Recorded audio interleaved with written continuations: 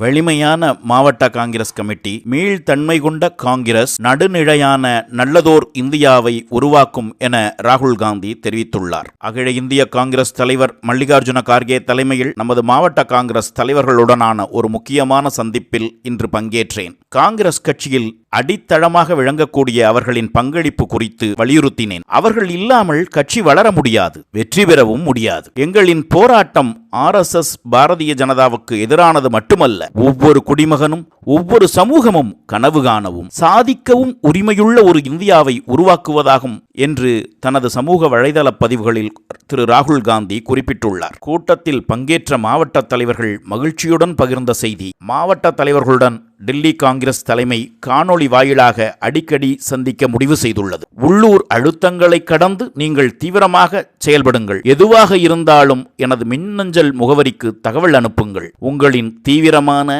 துடிப்பான, ஆக்கப்பூர்வமான செயல்பாடுகளை கட்சி எதிர்பார்க்கிறது என்று ராகுல் காந்தி அவர்களுடன் தெரிவித்துள்ளதாக மாவட்ட தலைவர்கள் பகிர்கிறார்கள்.